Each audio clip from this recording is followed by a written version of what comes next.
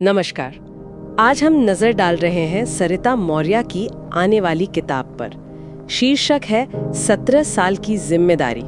ये किताब जल्द ही आ रही है वायरल मीडिया के सहयोग से, और सुनने में आया है कि लॉन्च से पहले ही काफी उत्सुकता है इसे लेकर।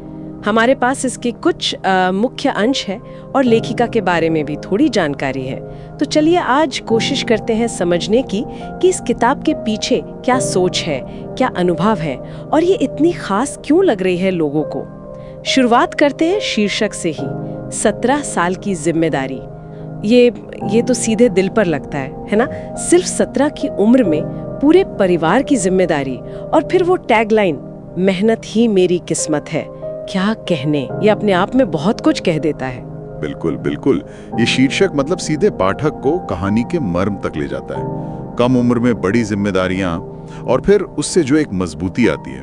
लेखिका ने जैसे बताया भी है, उन्हें गर्व है कि वो घर परिवार संभाल सकी। तो वो आत्मविश्वास इस शीर्षक में साफ झलकता है। ये ध्यान खींचता है, इसमें कोई शक नहीं। और इसी आत्मविश्वास की बात उनके एक और सूत्र वाक्य में दिखती है। वो भी काफी दमदार है।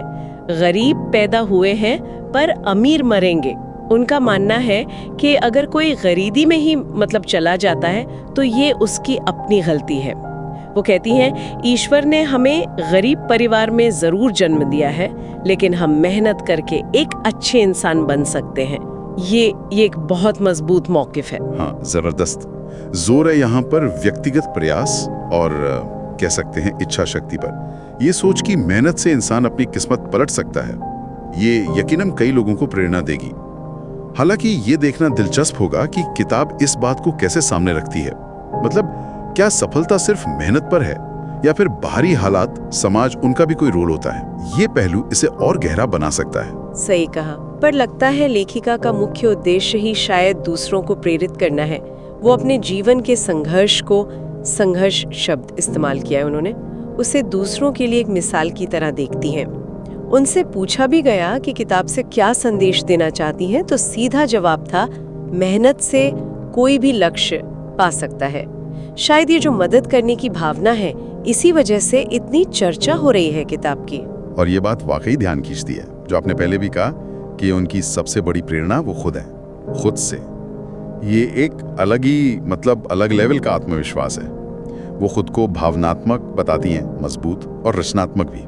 और उनका वो सपना शिक्षक बनकर बच्चों को सही गलत बताना, वो भी इसी मदद करने वाले स्वभाव से जुड़ता है ना? हाँ बिल्कुल। और उन्होंने ये भी साझा किया कि वो बुरे लोगों के साथ भी अच्छे से ही पेश आती हैं, और अगर खुद उदास हों तब भी कोशिश करती हैं कि दूसरों को हंसा सकें।